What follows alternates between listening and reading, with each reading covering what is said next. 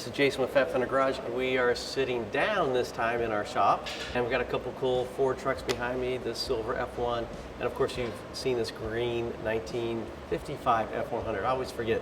There's so many different trucks we have in the shop. So we're having a little sit-down conversation today, and we're going to talk about some of the things we experience in building hot rod pickup trucks and classics and that process. So one of the things that I learned real quickly is not everything goes as planned. You're thinking, hey, we're going to build this truck, it's going to be this color, and you go through the motions, and it doesn't always work out that way. Maybe you attempt to fabricate something a certain way and it didn't quite work out. Maybe you warped the metal too badly and you got to start over. We've had our fair share of experiences here. We've had some that we paid the piper and we had to learn some hard lessons. And that's just kind of what it's like when you're building classic trucks. You just end up with learning and growing. Hopefully you're learning, because you're going to make enough mistakes, so you better learn something. As we're building trucks, we're constantly learning, and we don't have it perfected. We're not experts, even though a lot of people think we are. Really aren't. We're just trying to learn and grow and gain that knowledge that we can then use on the next build. We have this green truck behind us, and we actually had an experience with this truck that quite honestly taught us a lot of lessons about finishing trucks and details. But first off, this happened several months ago, and initially I thought, my feelings were, don't tell anybody we messed up. Keep it quiet. I don't want anyone to know, because this is kind of embarrassing. I don't want to be that vulnerable with my shop and who I am. But the more I thought about it, I thought, you know, that's actually kind of just life in general. If I can't be vulnerable with who I am and people want to make fun of me, that's okay. I don't need you guys as friends if that's how you want to respond. But the reality is I am human, and we are Fat Fender Garage, and we are all humans. And we take our talents and our skills, we try to then build the very best product we can. And sometimes that comes with a little human element to it. I've seen Ferraris with these beautiful interiors, and I look at the French seam, the double stitching, and I realize they literally did each line on the French seam with an individual stitch and needle. They kind of don't do the same thing. They're not parallel. And I thought, that is the human element which makes these things kind of art. They're not perfect, they're not cookie cutters, they're not stamped out and built in a factory. When you build these things, you actually are gonna have some things that don't go well, and you missed it. Back in early January this year, we were done, and we actually debuted it to the customer. We had it covered up, it was a great experience. There were some tears, everything was beautiful. They walked around and checked it all out. It was good. We were happy to hand it off and give it to them. They were gonna take it the very next day, and they wanted to enter it in the Barrett-Jackson Cup Series. Prior to driving, I'm always like worried about everything, but I had the thought occur, Jason, you should probably get out and check the hood on this truck to make sure it's locked. Well, I'd already seen it locked, and I'd already seen it shut and tested. The guys did that prior to actually jumping in it, taking off, so I knew that it had been done, but the thought occurred to me, I didn't listen, I should have. So we jumped in it, went for a ride, everything went well. We came around the last little corner, and I said, hey, we're gonna get on it. And we did, we got on it. As we hit about 60, 70 miles an hour, got ready to stop, I saw a little flutter in the hood, and I knew what that meant. And by the time I saw it and thought that I needed to slow down and stop quickly, the hood flew up on us and smacked hard. Oh. And at this point, I knew we had major problems. I got the car owner with me, and we are having this horrible experience with her in it. And I was sick to my stomach, and I can imagine she was too. I didn't know what to think. We got out, looked at it. It didn't look as bad as it actually was. You know how it is. Well, that's not that bad, and you start looking a little deeper. It got worse and worse and worse as we started to discover all the little things in the truck that we actually were gonna have to fix. Luckily, we had the best customers ever, and they were so supportive and so kind, and accidents happened. We did a little bit of pulling, stretching, trying not to disrupt too much paint so that they could at least take it and show it, leave the hood up because it didn't fit well at all. And then when it is finished at Barrett-Jackson, we'll get it back, and we're gonna have to overhaul it, and which we did. We cut fenders, we cut hood, we cut everything to make sure that at this point, this hood was going to fit perfectly, because we knew there was going to be a lot of focus on it. This wasn't an easy task. Matter of fact, this cost us probably close to $25,000 to actually fix it correctly. We did a lot of repainting, And at the end of the day, we're very happy with how it turned out. But it definitely took us about a month to fix all that and get it done. The team really worked hard at it, and the guys were so helpful. The body shop, honestly, no one wants to go and redo work they've already done. That's not any fun. The guys dug in, they spent some time talking about it. We bought new hinges, we re-straightened the hood out, and those guys went above and beyond to make sure that they provided a product that was good. What happened was we used the original hood latch, because honestly it worked, and oftentimes the original stuff is better than the stuff that's made today. Well, when that hood pin came in and into the latch, and then that piece that holds it down, well, it turns out over about 60, 70 years, that thing has been driving and wearing itself shorter. And so even though it caught and latched it, it was shorter than it should have been. So as we put the truck under a tremendous load and the twist and the movement of it, it actually slid back a little bit and allowed it to come up. The second thing that went wrong is the safety latch didn't catch, because the guys were in a hurry to get this to go to Barrett-Jackson, and then they were going to bring it back, we'll do final testing. The safety latch wasn't completely adjusted, and so therefore it didn't catch it once the main latch malfunctioned. I was really impressed with our team, because guys came up to me and said, Jason, this is my fault.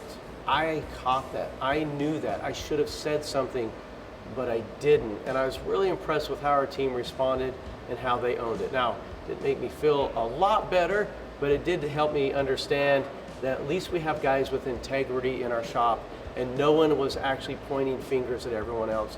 Everyone took ownership of it, and we changed. Matter of fact, most recently we had a customer come in on his 1956 Ford, and he said, I think we can use the original latch, and because it's probably better than the new ones, and we'll use it. And I laughed and I said, that's not even going to happen, we're going to change it. And I explained to him the reason why. He completely understood, and so it gets a new latch. These are tough lessons, and these are lessons that if you're in this industry, you're going to experience, you're going to hopefully learn from them quickly and make changes. And luckily this wasn't something that was dangerous. I was driving, I was able to recognize what was going on, I was able to stop the vehicle quickly, and we didn't have any issues, and the customer wasn't driving it. Even though we wish it hadn't happened, I'm actually thankful for the experience and that we learned from it. And so, you know, hats off to the body shop. They did a number on this thing. You know, Gage and Luis and Juan, you know, painting it and taking care of it in a timely manner. I'm super thankful for all the guys in our shop and the dedication they put into seeing these vehicles through to the very end and improving and getting them as close to perfect as we can. I wanted to share this experience so that we want to be a little bit vulnerable.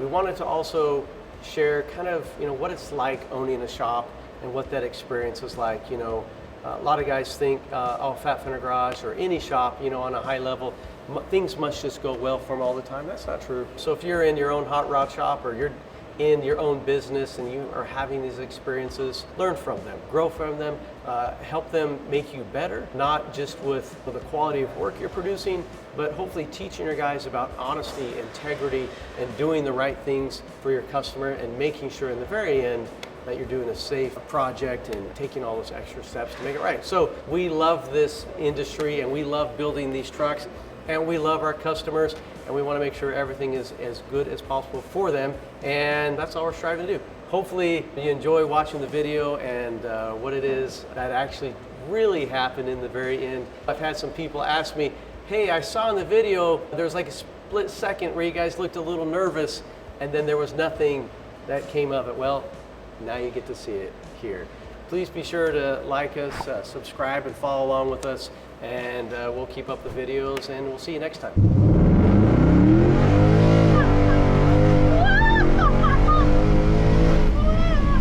Oh.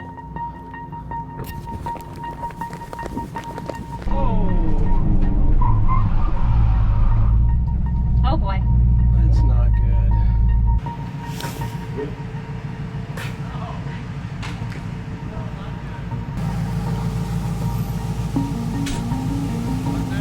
Well, you know what? Thanks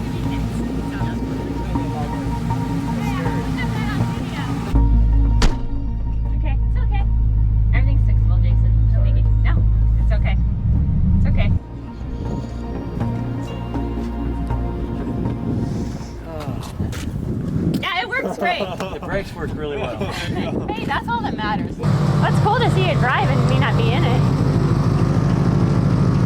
Oh. You know what? Worst things in life can happen. We're still Well, grateful and happy. So it is it's all good. fixable, and we will take care I know. of it. Oh, I know you will. You know, it's a memory I'll have forever, and that video is going to be awesome. Video. I don't know. We were going so fast, and then I was like, oh, we're stopping, and then but It happened fun. so fast. It happened so fast. I seen it come up, and I was like, ah! As soon as I seen it, I knew exactly what was next, you know? I was honestly surprised that the windshield didn't break, because when this happened to me going on the freeway, I was doing like 65 miles an hour. I was going to an upholstery shop. All of a sudden, I see the hood flutter. Bam! Came up, broke the whole windshield. Like it was a disaster. Thinking my dad was driving it on the freeway. Remember how our old hood had that big divot in it? Uh-huh. I think it blew up one time too. I think it Yeah. must be something with those. Yeah, But well, there's a safety on it, you said? there is, so Okay. we gotta go figure it out. All these things went through my head, and I was like, I looked over and I was like, the hood's up. we'll start doing some stuff tonight, get some things done. They'll be here early in the morning, and we'll keep working on it and have it all ready to go. Well, guys, we got some work, unfortunately, to do. Do we need to change a hinge out? We might be able to adjust it out. We might be able to pull the hinge forward. Also, I don't know if we did this. I don't know when this happened, but you got to catch everything up. I know. I mean, even the bad. But the safety latch, there's a rod welded in front of it, so it doesn't. It's there, but there's a rod welded in front of it, so it doesn't latch. So it's not functional. That would have helped. That would have helped. That would have helped. And we can't get the hood to open again. Like it opens, but like we can't. It So- won't come unlatched. We need to get everything readjusted, because this isn't. It wasn't like that before. After the show, they want to bring it back and have us like just put a couple hundred miles on it. Yeah. So we're gonna have to do a little pulling around, but we do have all day to fix it. But we're gonna need to make some assessments on this. Isn't it tomorrow though? It has to be. Yeah, this is kind of worst case scenario. Yeah, it's supposed to be there at 6 tomorrow. 6 p.m. or PM. Well, at least it happened to me. Live and learn. Ah, I should have just. No, it needed to happen. Yeah, for sure. If it was going to happen. It's out of your control. We'll see ya. Thank you guys. We'll swear when you're gone. Yeah. Smile and wave. Roll the doors down. Roll the doors down and so that we can go. What were you doing, like Mach 3 with your hair on fire coming around the corner and put it in a bind and the hood said boom? We hit it hard, full throttle. And every gear, it was just like, like grabbing more asphalt, right? Just literally just grabbing more asphalt. And that last finally hookup before we started to launch. And then right when we got there, I saw the hood, and it happened so fast. Yeah. They're literally, it happened in like a 1/10 of a second. Did your life like pass you by? Dude, sick to death. Sick. I was like, if Juan been here Monday, we would have had more time. That was cool, man. They're trying to take the Bear Jackson, right? Tomorrow, they said? Yeah. Can we paint the cow? Like right now? Well, what can we do tonight to prep? And then do we need to get new hinges? Can this be massaged out from under the dash? Maybe. Well, I bet you if you get a good PDR guy, you can take that out. PDR that, then we just got to deal with the hood. And there's a chip over there. It's going to come back. Right. We need it to be good for the show, but the hood looks like it's flexed out because you're rubbing on this fender. Can you pop the hood? Let's push this so we don't. We have to roll it back down. Yeah. So we're not hitting that cow anymore? I heard that. I didn't even turn around and look. I thought it was you in second gear hammering it one more time going straight. And it was just. But there was no sound afterwards. How much is it going to cost a fella if somebody would want just the, 30 seconds that was going to be edited out of your video? What would that cost somebody? I'm asking for a friend. This doesn't catch either. This needs to be cut out of there. That would have been nice. Because it's supposed to be down here, but it scratches the paint right there. So they do this. I don't know who did that. But tomorrow, I'm going to take my little sawzall, and I'm going to cut it there and there, because Juan's going to have to paint that in there. And it'll catch. It- Exactly. It's there so that way you didn't have to do it. Right. That's why because it's it there. scratches this. Scratches that, and you Right. have to hit that every time you Yes. open the hood. So Yes. Somebody did that so that way they didn't have to use it. If she said it happened before, I got just into it. Does anybody know a PDR guy? We just need to see if there's something he can do. It got that wiper arm just a little bit, but that'd be easy to straighten out. You got both of them crying, Jason. I can't believe you did that to them poor people. Did you hear him though? He just kept trying dragging it out, dragging it out. Now I want to cry. Now we're all gonna cry.